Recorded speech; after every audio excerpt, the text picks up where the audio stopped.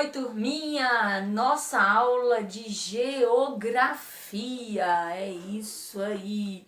Temos aqui duplas funções e, dentre elas, corrigir a atividade que nós discutimos na aula passada sobre a função social de Cândido Sales, ou seja, a atividade da página 94. É uma atividade muito pessoal. Eu estava dando uma olhada nas respostas que vocês colocaram lá na plataforma e vi que variou bastante, né? Ou seja, Cândido Sales tem uma função social, uma função econômica indefinida.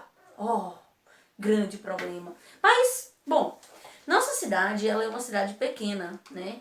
Antigamente, a sua origem lá pelo porto de Santa Cruz dava para ela a função social de porto fluvial, mas hoje não é mais um porto fluvial, né?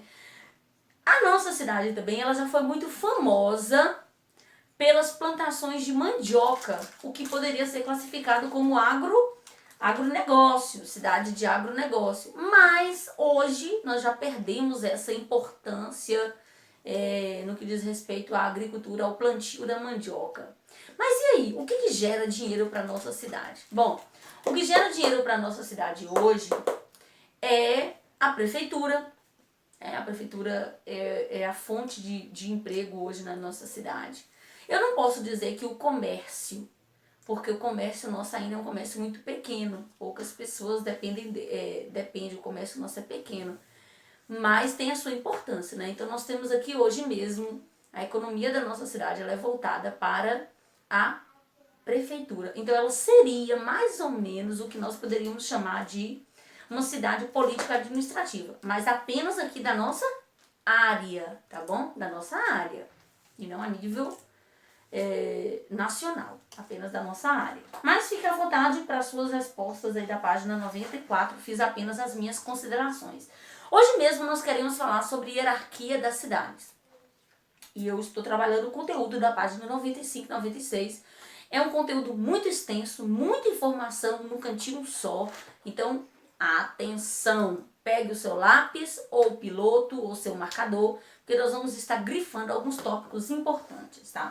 Para você entender o que é uma hierarquia é o poder que uma cidade exerce sobre a outra. Então, nós vamos estar falando primeiro das cidades grandes, depois das cidades médias e depois cidade pequena. Então, essa classificação aqui é hierárquica, grande, médio e pequeno. Existe uma hierarquia e as cidades têm isso, né? Vou dar um exemplo, uma capital, ela é mais importante do que uma cidade como a nossa, né? Pequena. Por quê? Porque ela oferece mais recursos, sejam eles empregos, seja ele qualidade de vida, seja ele na área de saúde, educação. Então, isso torna aquela cidade mais importante do que uma cidade que tem menos desses recursos, tá bom? Na página 95 do seu livro, eu quero que você grife aí esse item que eu acabei de falar, né? Pode grifar aí, ó. Cidades podem ser consideradas mais ou menos importantes, pula um pouquinho, devido a alguns fatores. Aí você vai grifar quais são esses fatores. Oferta de trabalho, melhores condições de vida, atividades econômicas. Então, o seu livro apresenta 3 fatores aí que tornam uma cidade mais importante ou menos importante, né? Oferta de trabalho, melhores condições de vida e atividades econômicas. Aí embaixo tem a palavra hierarquia urbana, né? Que é a relação que existe entre as cidades, a relação de poder que existe entre as cidades, tá? E nós vamos ver aqui agora alguns nomes, algumas classificações hierárquicas para as cidades importantes, tá bom? A primeira é metrópole. Olha aqui, tá aqui nesse quadro azul, nós vamos estudar ele agora. Metrópoles são cidades, você pode grifar, com mais de 1 milhão de habitantes. As metrópoles são cidades com mais de 1 milhão de habitantes. Essa classificação aqui no Brasil. E ela exerce total influência no que diz respeito à economia, política, comércio, saúde, educação, por fim, né? Então ela oferece uma variedade grandiosa sobre isso. Então as metrópoles têm mais de 1 milhão de habitantes e oferecem todos esses recursos que eu mencionei. Só que a própria metrópole se classifica em 3. Então existem metrópoles que são maiores do que outras, né? Porque nós temos as metrópoles mundiais, as metrópoles nacionais e as metrópoles regionais. Olha que interessante, né? Ambas têm milhões de habitantes, né? Mas a mundial tem mais habitantes do que as demais. Na verdade, a metrópole mundial, ela exerce uma influência para além do seu país.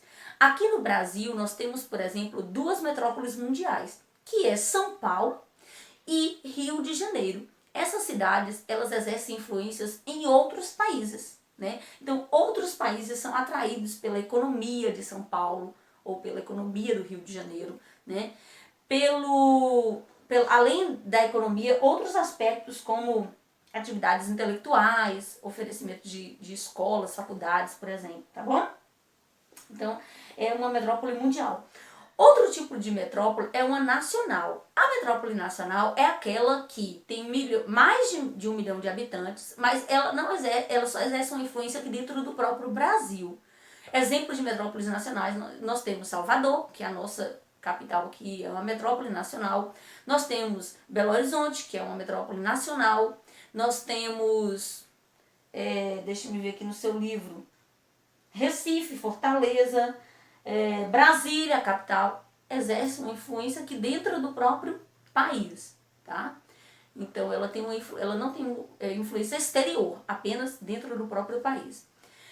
E também nós temos a metrópole regional. O que é uma metrópole regional? A metrópole regional é aquela metrópole que só tem um destaque dentro da sua região. Salvador, por exemplo, ela é uma metrópole nacional? Mas ela também é regional, porque ela exerce uma influência aqui na região Nordeste, entendeu? Região Nordeste, ela é conhecida em todo o Nordeste.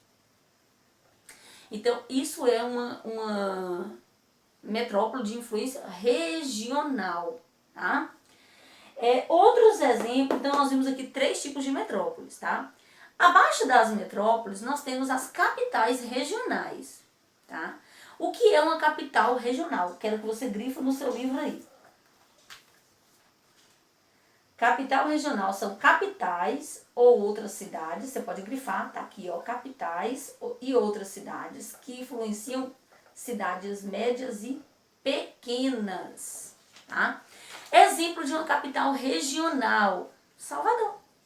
Salvador é a nossa capital. Exemplo de uma capital regional aqui em Minas Gerais, Belo Horizonte. Belo Horizonte, além dela ser uma metrópole nacional, uma metrópole regional, ela também é uma capital regional, né? Ela tem um destaque ali dentro da própria região. Beleza? Já grifou? Vamos para a página 96. Na página 96 está falando sobre as cidades chamadas de Centro-Sul Regional. Ou Centro-Sul Regional, o que são essas cidades? Grifa aí para mim. São cidades médias. Veja que elas não são capitais. São cidades médias que exercem uma influência sobre outras cidades menores ao seu redor. Grifa tudo isso aí que eu falei. Exemplo de uma cidade, de um centro subregional é Feira de Santana. Aqui na Bahia, Feira de Santana é uma cidade muito conhecida. Ela exerce uma influência muito grande nas cidades menores, que somos nós, por exemplo, ou ali da região ali mais próximo dela, tá? Ela é menor do que Salvador, porque ela oferece menos coisas do que Salvador oferece. É por isso que ela é chamada da classificação hierárquica, ela é centro-sub-regional, tá bom? Depois disso, nós temos uma cidade centro de zona. Eu quero que você grifa para mim aí. São cidades menos influentes que os centros regionais. Exemplo de uma cidade de zona, Vitória da Conquista.